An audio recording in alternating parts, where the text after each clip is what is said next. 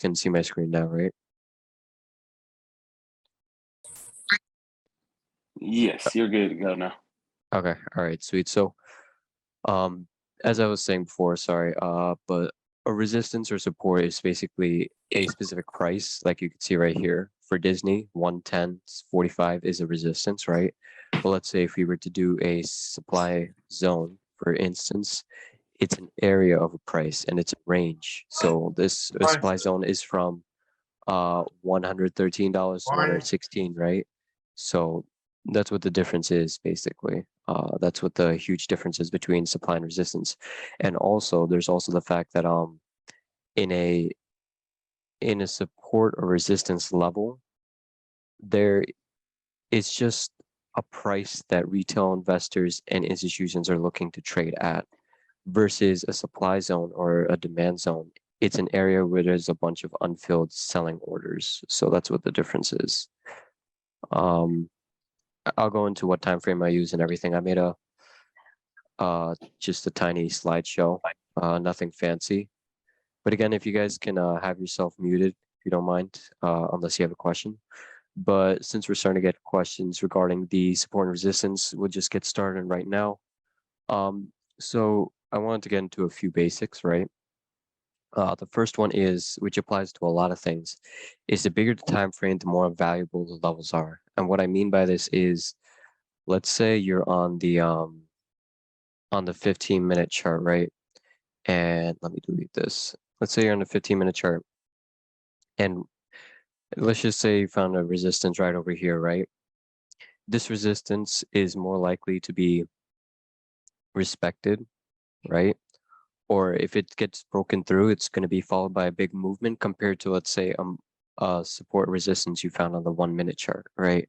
If you go to the 1-minute chart, the 3-minute chart, these are all smaller time frames. So even though the stock might be respecting it a few times, it doesn't mean that the movement afterwards is going to be a huge movement, or the reversal from it is not going to be a huge movement. Of course, there's scenarios when that's possible, but you always want to look at bigger time frames.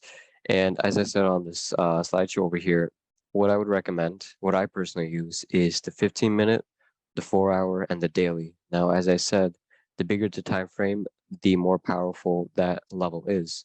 So if we go to the 4-hour chart, right, you could see right here, supports are more likely to be respected, right?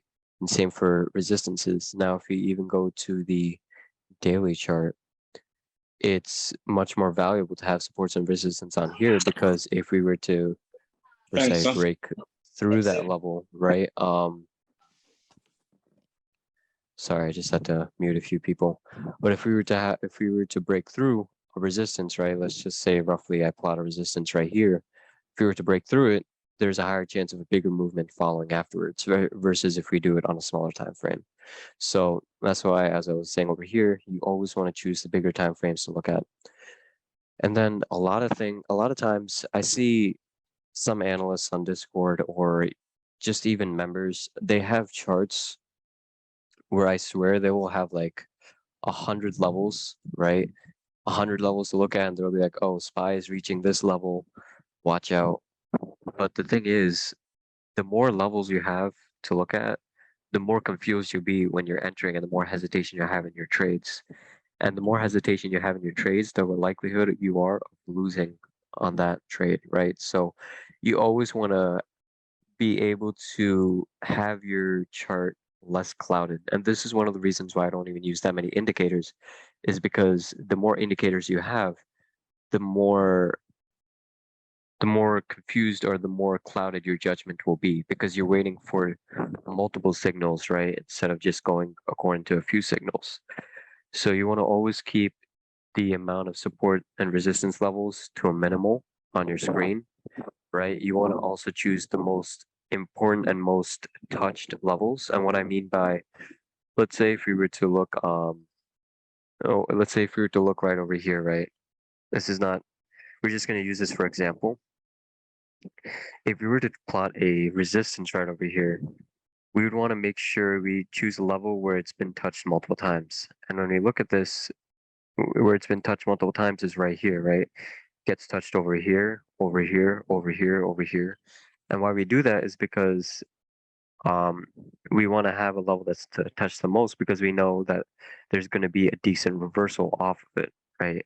This is just an example. Of course, I have some screenshots to show you guys, but so you always want to make sure it's on the bigger time frame. You always want to make sure it's an obvious resistance, right? It should not resistance or support. It should not be something that you have to like look so deeply into the chart to find it. If you're to look at a bigger time interval like the daily or the 4 hour, it should be something that is pretty easy to find. Because if it's easy to find, think about it, that means it's a level that's respected a lot, right? So you want to, of course, go according to that. But okay, the next point I had was choose levels to test the most, which I went over, and choose levels that are easy to find. Okay, so I just kind of jumped ahead.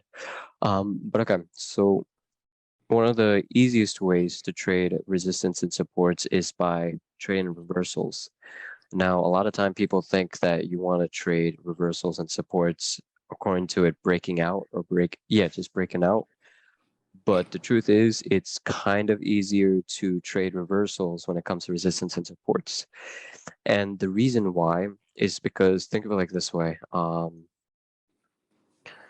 Actually, let's just go to this image right here. So you see this image, right? And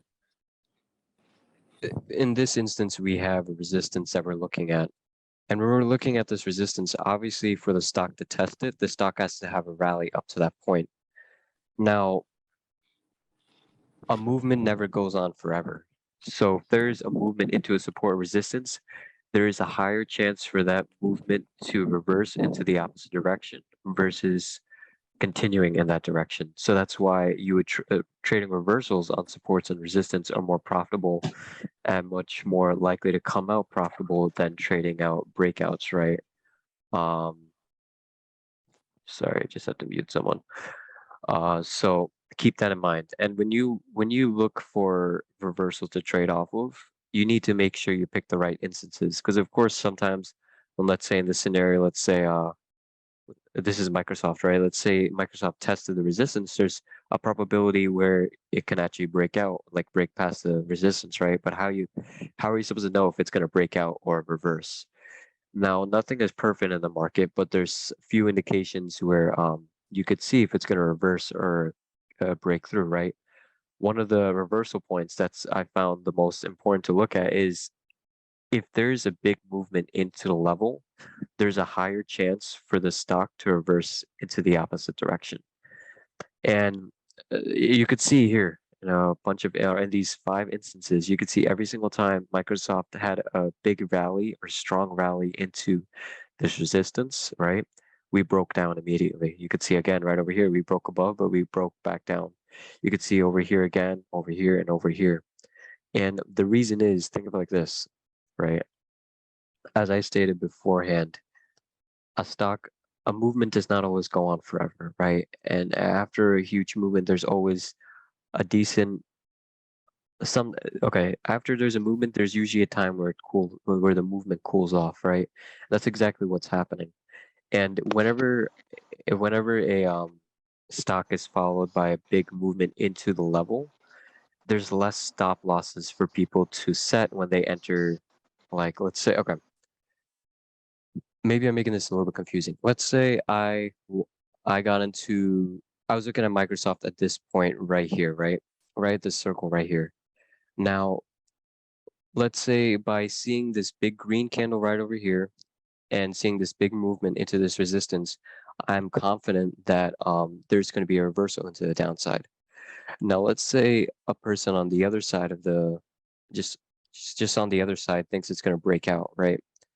Let's say they start buying calls right over here and they think it's going to break the resistance, or calls or even shares, right? Now, when they buy the bullish calls or bullish shares, they're going to set stop losses. And when they set stop losses, they're going to set it where, below wherever they entered. And now what that means is if the stock were to reverse into the downside, like we predicted, all these stop losses are going to be hit, right? Whether it be shares or options, right? And they're going to sell. And since they're selling, that means it's going to carry the movement that we predicted to go. So in this scenario, in case what I said was confusing, let's say we were to buy puts right here, right? And then the stock starts reversing into the downside.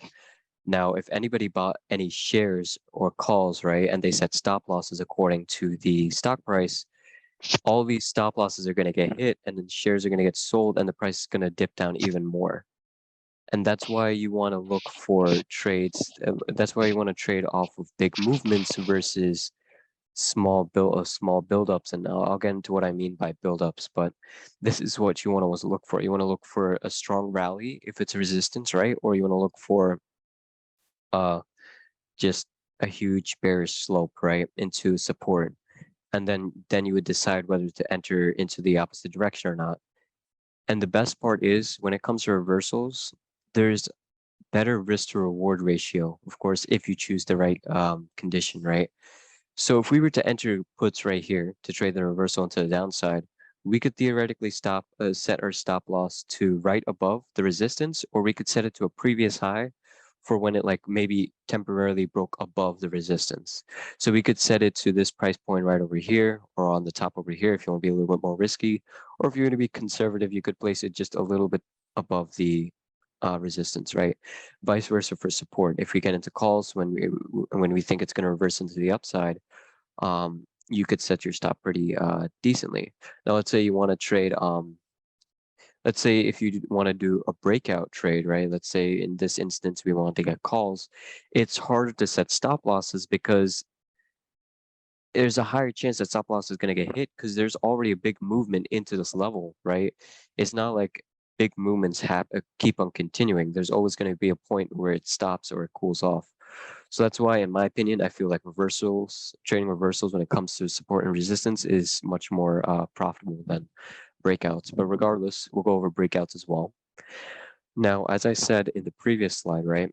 I said you want to trade reversals for strong movements into a level. Now, the reason why I said strong movements is because when there's a buildup towards a level, there's a higher chance it's going to break above that level, right? Or break below that level.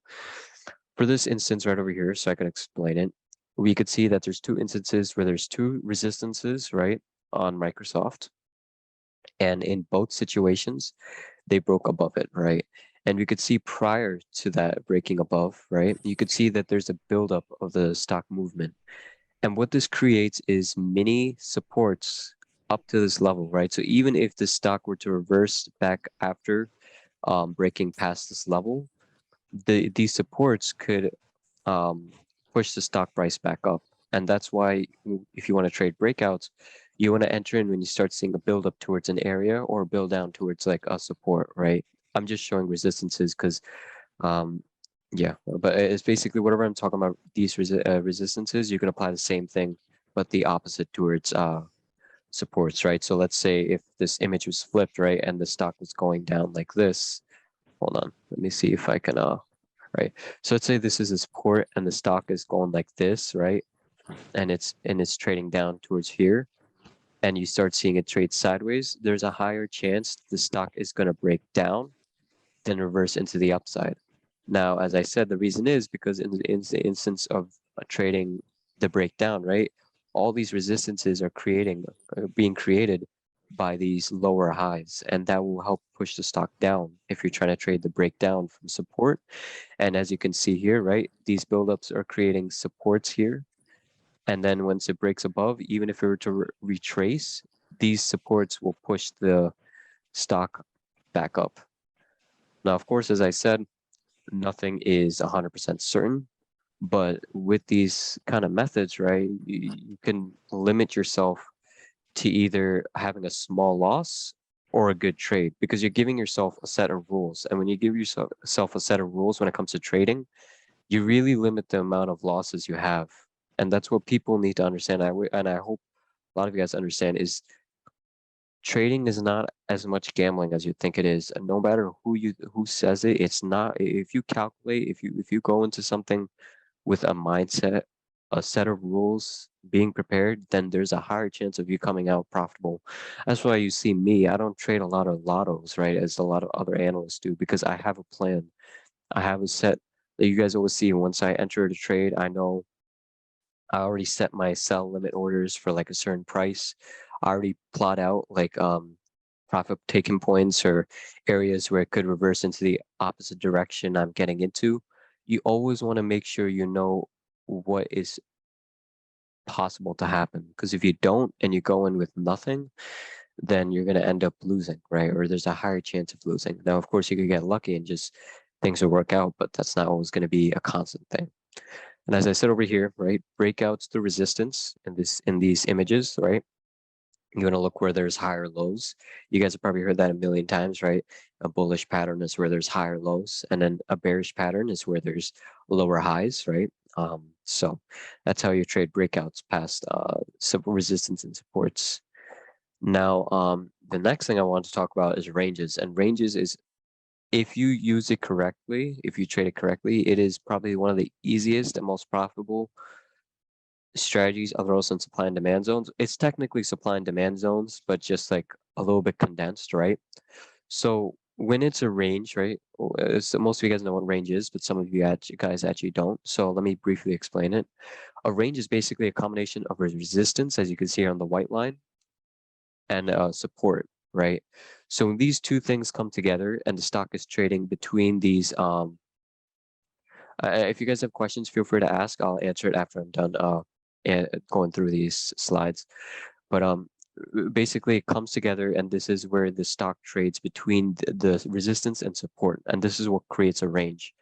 Now, a lot of people think like, you know, over a course of days, if it trades in a range, everyone's like, oh, it's so choppy, it's such a bad market. But the reality is, if you look at the market as a whole, if you look at it in a bigger picture, it's actually pretty easy to trade. And the way I personally found the most profitable is actually trading the reversals of ranges, right? So let's say, for instance, this is Disney, right? So let's say we have the rally up here into the top range. It will be more profitable and more likely for you to buy puts here and for it to turn out profitable, right? Because you're hitting the top of the range, and the top of the range, a lot of institutions and retail investors are already acknowledging this as the top range, right? And they'll be looking to trade the reversal into the downside. And vice versa, if you were to trade down into the bottom range, you can most likely get calls and be confident that the stock might reverse into the upside. Now, of course, you know, nothing trades sideways forever. You're going to have instances where it's going to break out, but that's okay because nothing is 100% accurate or perfect in the market. So you can always set your stop losses. Like in this scenario, right? Let's say if we were to enter in puts right here, we could set our stop loss to a high of some candle where like it was above the range, if you get what I mean. I'll go into trading view and I'll show like live examples as well. But yeah, and then vice versa for for the bottom range, right? If we were to get into calls, let's say um over here, right? Let's say if we were to enter right here, we could set the stop loss to like be the bottom of here or the be the low of this previous candle. And that's how you could set your stop losses. Now, of course, you know, you always want to wait for confirmation. You don't just see the stock hit the top of the range and just automatically buy puts, right? You want to watch it hit the top of the range. At least in my opinion, what I usually do is I would wait for it to hit the top of the range. I would wait for some bearish movement, right? Some bearish confirmation, and then I would enter, right? Always keep in mind when you wait for confirmation, you're increasing the chance of success, right? But you're also decreasing the amount of profits you get. So always keep that in mind, right? You always want to make sure you trade according to your risk management and not according to other people's risk management. But again, as you can see here on Disney, this is the 4-hour chart, right? So you could use these, the bigger time frame, you could use it for like, you know, swings or even big movement day trades. You could have seen like, for instance, Disney, right? This was a new day. So you could have seen that Disney was on top of the range and you start seeing bearish action. You could have taken puts as a day trade, and you could have had this movement is probably 70% plus, if not 120% profit. So yeah, I mean, that's basically all it is to the basics of support and resistance, right? It's, in my opinion, it's always best to trade reversals when it comes to resistance and supports. You can always trade trade breakouts, that's absolutely fine. But it's always reversals that I find better when it comes to being able to pick a proper stop loss, right? And having more room for success, right? Because a movement's eventually going to end, and a reversal is the starting of a new movement, right? It's starting a whole new movement than what it was doing before. So there's a higher chance of profit. But I'm going to give you guys like 2 minutes to just put in a few questions, and I'll go over it. All right. Just going to mute myself for a second. But feel free to ask questions in the chat, and I'll check them in just a minute.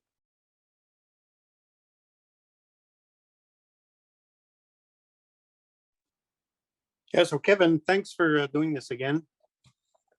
Hey, yeah, of course. Who's this? I had a question Yeah. for you. Sometimes I wrote it in the chat, but since we have voice, I might as well use it. Sometimes your supply and demand zones are very wide. How do you know where it's going to go into your play to take that position? Because when they're very wide, isn't it hard to determine if you're going to hit the right moments to get in? So when it comes to, as you were saying, wider ranges, right? When it comes to, oh, yeah, I'm muted, never mind. So when it comes to wider ranges, what you would look at is basically if it were to, let's say I had a supply zone, right? And let's say Apple traded into this big supply zone I had. Now, if Apple were to trade into the supply zone and then exit the supply zone into the downside, then the movement that's going to be followed into the downside is going to be a huge movement, right? So that's the big pro to having a bigger supply zone or a bigger demand zone, right? But let's say like it didn't trade into the downside just yet. The other way you could look at it is you would wait for, okay, let me show you what I'm talking about. Let's just say we had a supply zone right over here. Obviously it's not a supply zone, but I'm just saying, for example, let's say we did, right? Now there's two places where I would personally enter in a trade, right? I would enter in, let's say we're getting puts, right? I would enter in once it exits the zone and it shows bearish confirmation, or I would wait for it to touch the top of the zone, and then I would enter it at top of the zone, and then it had bearish confirmation, and then I would enter, right?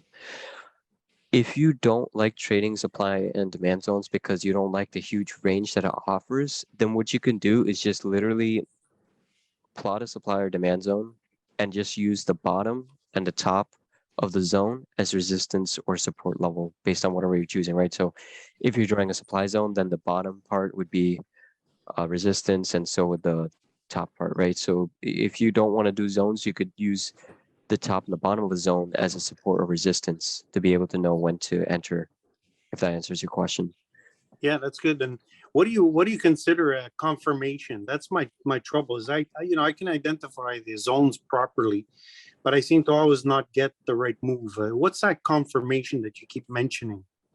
Yeah, sure. So when it comes to confirmation, it just really depends on the person who's trading, because everyone likes using different things. Me personally, I just like using price and volume. If you guys always see in my charts, if I ever post charts, right, you'd never see indicators or anything like that. While some people like using indicators. So it depends on what indicator you use. Personally, when it comes to supply and demand zones, right, let's say we just had like a supply zone right here, right? Usually what I would use is a 15-minute chart. Oh shoot, that was the 1 second. Let me go on to the 15-minute chart. Let's say if we had let me see if I can find a good example. Let's say for some reason there's a supply zone right here, right?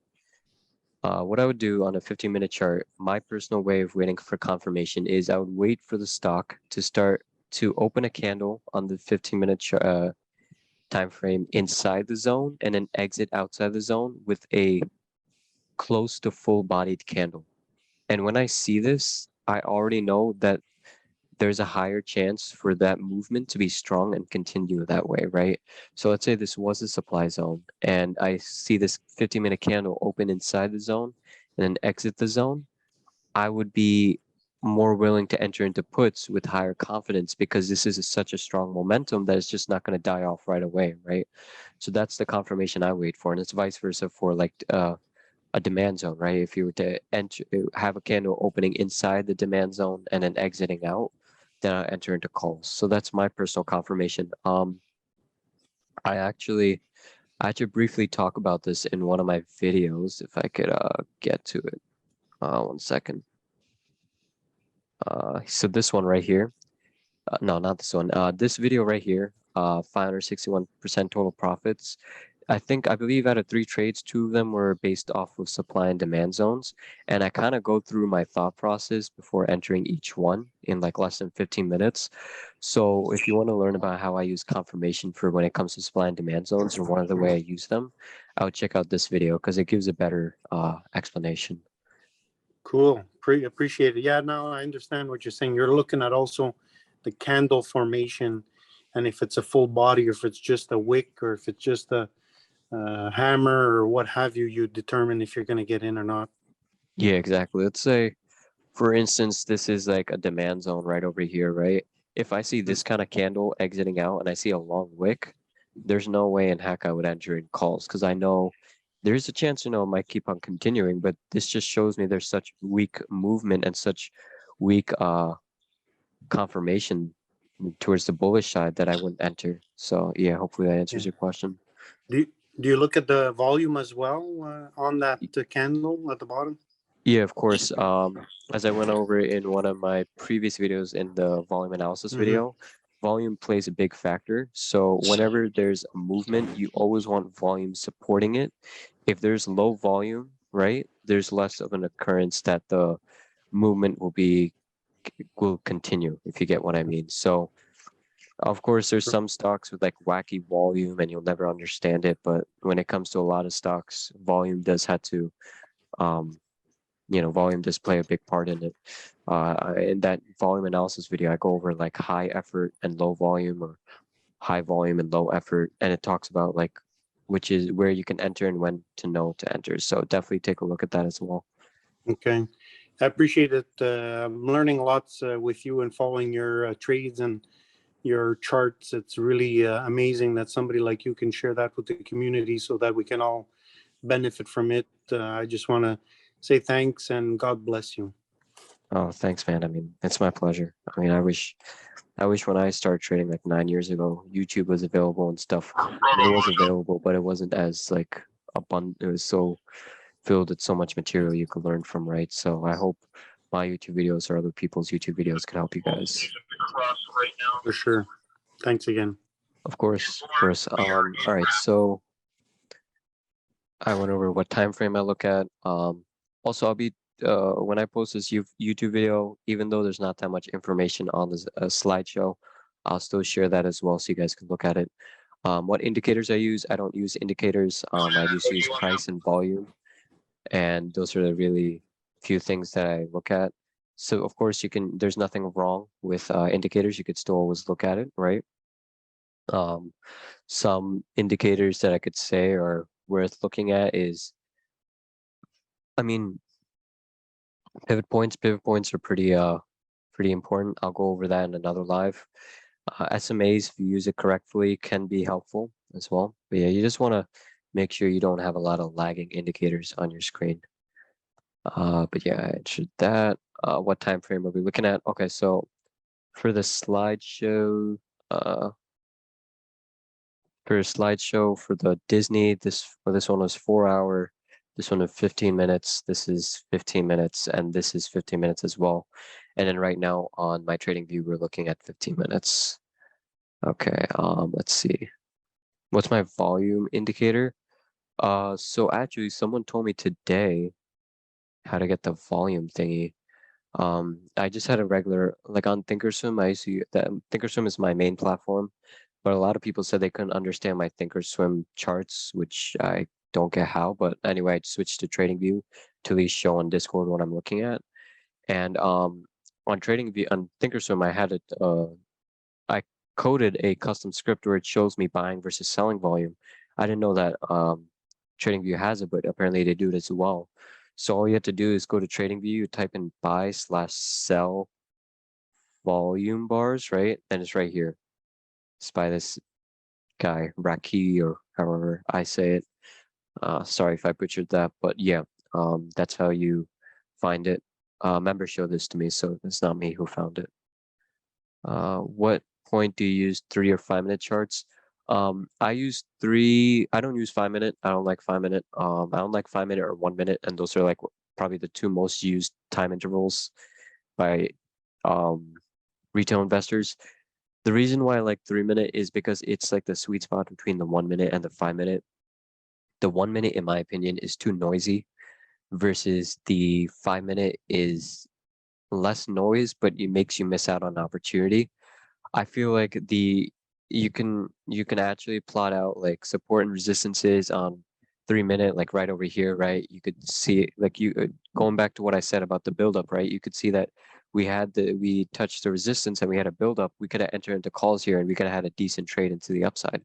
So I feel like 3 minute is pretty nice. I use it whenever I'm not trading supply and demand zones. I sometimes use the 3 minute to trade like scalps or day trades. But when it comes to swings, I use the 15 minute, the 4 hour, and the daily. When it comes to day trading, I use the 3 minute and the 15 minute.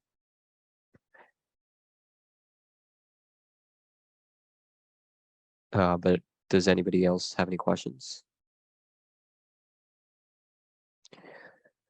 This was just a basic live, about resistance and support, because there's actually a bunch of new traders that came onto Discord. So I just wanted to be able to, be able to talk about it. But I have a few lives planned to come up soon. I remember one of them was going to be about option flow. One of them is going to be about pivot points. If you guys have any other suggestions about what kind of live I should do, just go on to the live session Discord and go into the live ideas channel and enter in whatever you feel like should be taught next. And then I'll look to teach that. I pretty much know almost everything when it comes to like strategies and stuff like that. But even if I don't know, I'll do my research and then follow up with a presentation or a live with the information condensed, because a lot of people or a lot of sources of information, they just complicate things when in reality things, in my opinion, should be just made simple, less confusing, you know what I mean? So what makes for a good swing? How do you determine if it's a good swing? Actually, thanks for reminding me. I'll go over that in a separate live. That's a whole nother strategy that you want to look at. But if you actually look at which one was it? If you look at this ranges slide that I had, right? This is the Disney 4 hour, and you could use this for swings. You could see every single time like we touched the top of the range, we could have entered into puts for a swing, and it would have worked out, right? We could have entered calls at the bottom of the range for a good bullish movement afterwards. Now keep in mind that we're in a very choppy market, so you have to avoid, you don't want to swing all the time, because swings won't always work out in your favor. That's why even though I have really high success rate when it comes to swings, you'll see that I always do it once in a while. It's not like all the time, right? I don't think I've lost on a swing yet. No, I lost on one swing yet. No, never mind. Yeah, I lost on that swing. But yeah, let's see. How long did it take you to trade confidently? I've been trading 9 years. I probably got confident after the first month, because before the first month I did study a lot and I paper traded a little bit, so I was confident when I was coming into it. But yeah. About profit taking, how much percentage you think? So it depends. That's a question I can't really answer. That's a question you have to ask yourself.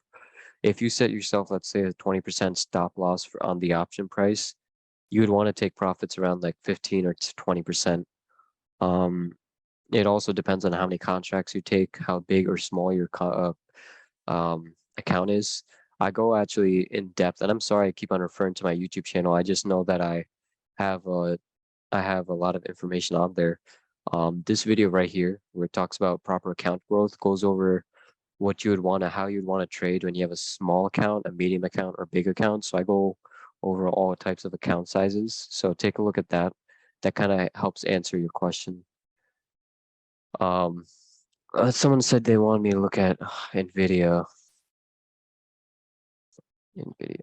Again, we'll probably end this live soon. So if anybody has any questions, feel free to ask.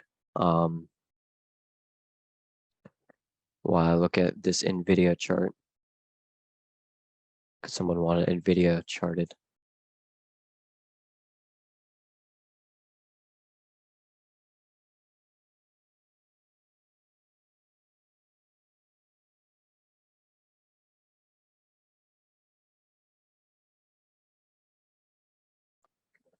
Okay, someone asked, so for options, right, if you consider how volatile the market has been, it's probably best to trade within the first hour or first 2 hours. The first few minutes of the market usually is followed by a lot of chop, unless you have high confidence that a stock will go a certain way, then you would enter, right? But if you're not sure, if you don't have any confirmation from like the previous day or in the pre-market, then wait until like 10 minutes or 15 minutes after market open to be able to enter. Who made the buy sell indicator? I can't find it. Yeah, sure. So go to TradingView, go to indicators, type in buy/sell volume. Oops. And then you'll see a person who published it under the username of RAUKI. It's really called buy/sell volume bars.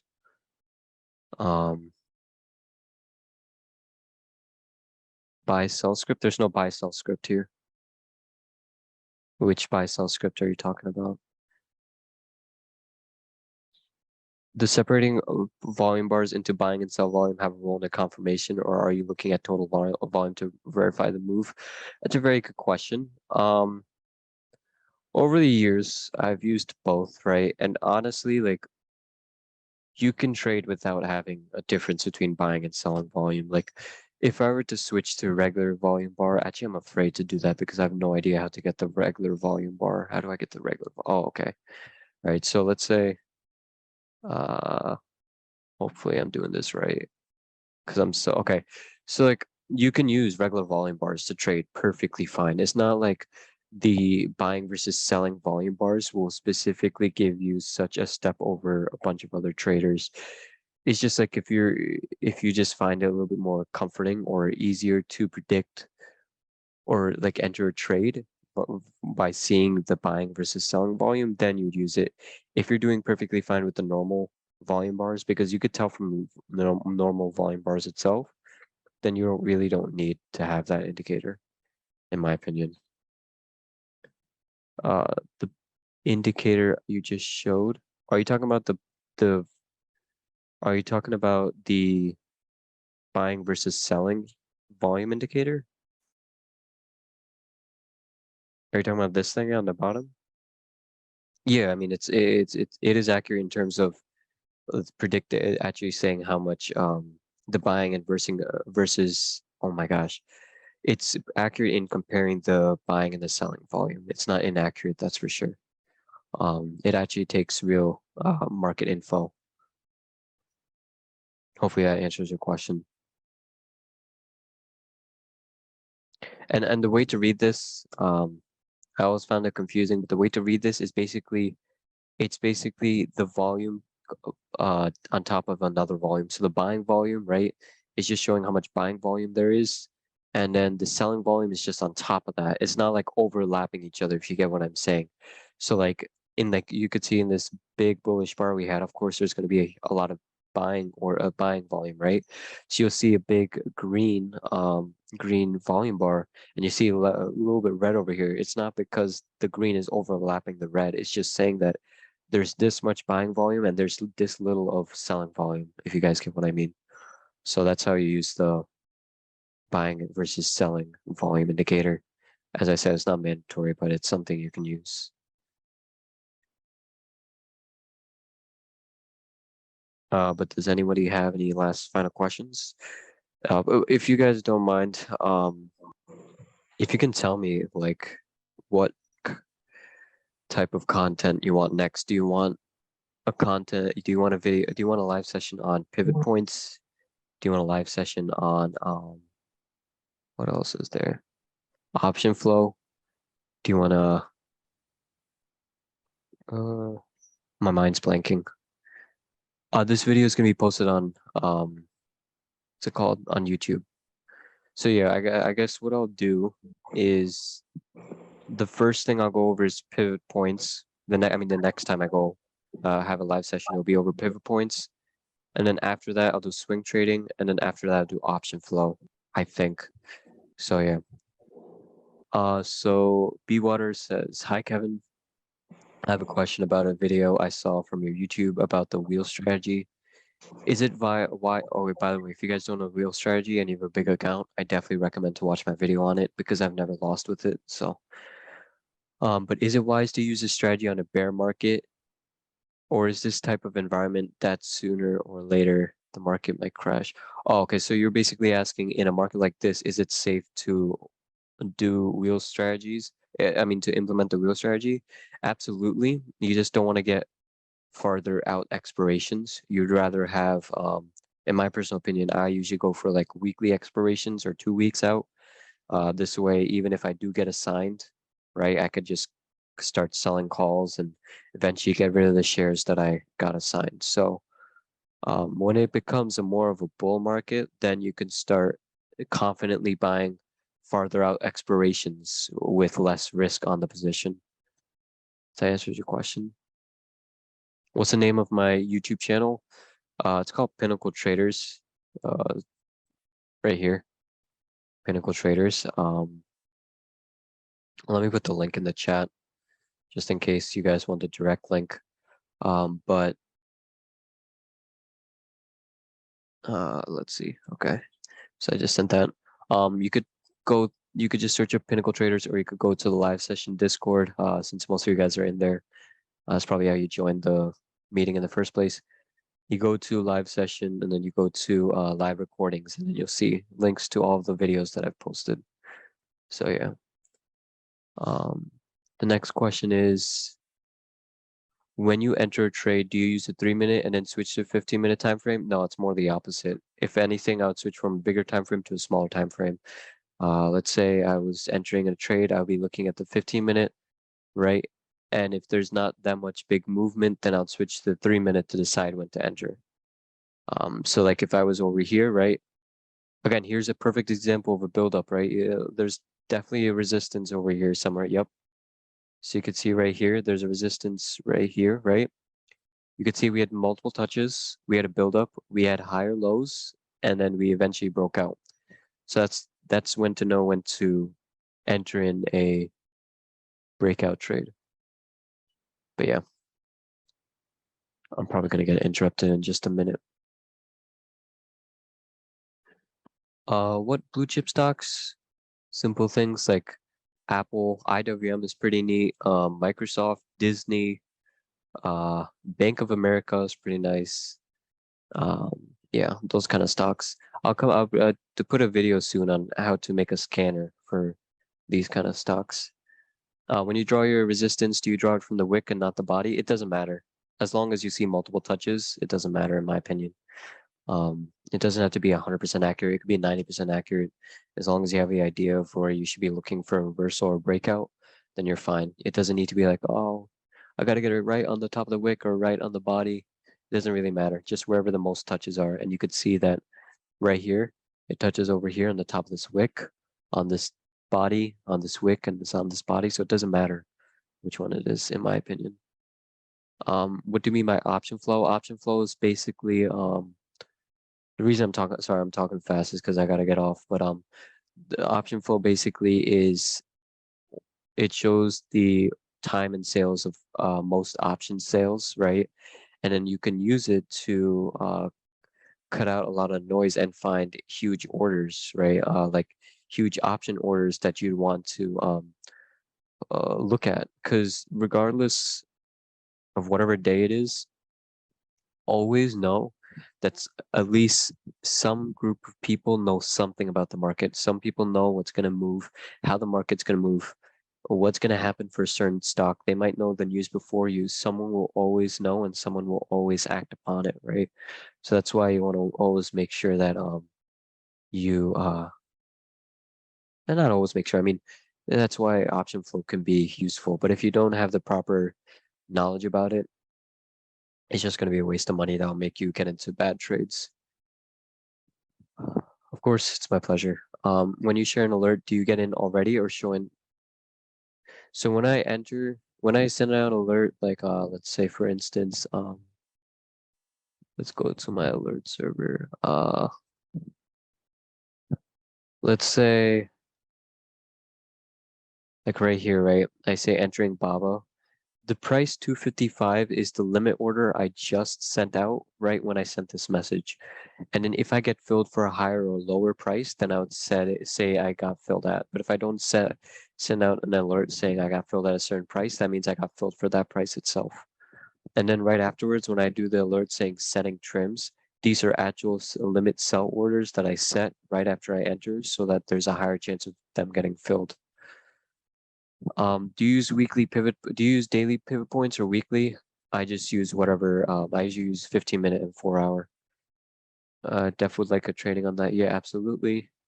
You mentioned checking the order book in another video to see when big orders are filled. Honestly, that's called the NASDAQ book viewer. I would recommend not to use that right now because there's a lot of choppiness and that's just not going to help you out. I think that's what you're talking about. Name a good options flow company. I honestly can't because there's a bunch of them. I think I'm gonna get partnered with one of them. This is not the one I'm getting partnered with, but Unusual Whales is one. I would wait until I do the live about the option flow in the first place, because then I'll talk about which option flow companies you can use and which is actually good and stuff like that. But I know, I mean, I've been using Unusual Whales and it's decent, but there could be better options out there. This person asks, I'm a new trader and have been having issues with trading. I have one on. Okay, I think you're asking if you can have a one-on-one session with me. Definitely, it just depends on when I'm free. So just message me on Discord and I'll let you know when I'm free. And do you mind sharing Discord link? Please do not mention any other server on here. But yeah, I'll send the invite link to the live session Discord, not to any other Discord. Because I promised server owners I'm not gonna mention my Discord. So I just posted the Discord invite link to the live session Discord, which is just a free server where no server names are mentioned and just gives you announcements on when I'm posting a video or when I'm gonna have a live session. How do you define your trims? I'm not exactly sure what you're asking, so I'll try to guess what you're asking. I think you're asking like, how do I select what I want my trims to be? Usually my first trim is going to be near 10%. It's usually below or at 10%. And then the following trims are like 20% and then 30% and so on. You've convinced me to use 3-minute. Yeah, absolutely. I prefer 3-minute over 5-minute and definitely over 1 minute. But yeah, do I use Fibonacci's? Absolutely. I love Fibonacci's. If you guys actually recall, yesterday I had a SPY trade. Whoops, that's the wrong ticker. I had what? Oh, I had a SPY trade yesterday, and I used the Fibonacci to stay in the calls that I had. So this was a key resistance you see over here, right? And I had the high. I'll have a video about Fibonacci. So I had the low and the high plotted out using the Fibonacci, and I saw that the SPY bounced off the 38.2% level, right? And it bounced off of that, so that's why I still kept the calls, and they ended up being like let's see, how much percent profit were they? They were Oh, dang, did I not?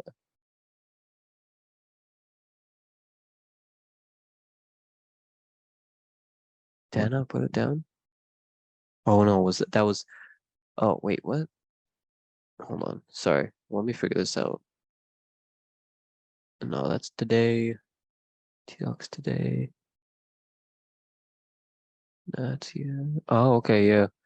So yeah, it was actually on the 5th, which was 2 days ago. So yeah, that's how you use Fibonacci. It's one way of using Fibonacci's, but I'll have a video on that. Yeah, Fibonacci's are very important. I'll definitely have a video on that. But yeah, any other questions or comments before I get off?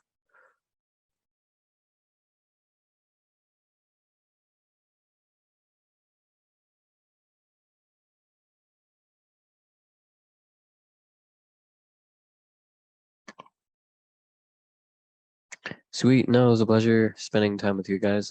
Hopefully the presentation made sense. I hope one point that I really hope that stuck with you guys is the breakout part, because a lot of people trade resistance and supports and they try to trade the breakdown or breakout. What you want to look at is you want to look at buildups, and that's when you would enter. So hopefully that stuck with you guys. All right, guys, have a nice night. Good night. I'm gonna end the meeting now. See you. Will you post it so we can rewatch it? Yeah, I'll post it by tomorrow. Okay, sweet. And Right. I'm in Trent's Discord. Will you post it in your channel? Yeah, All right, thank you. of course. See you.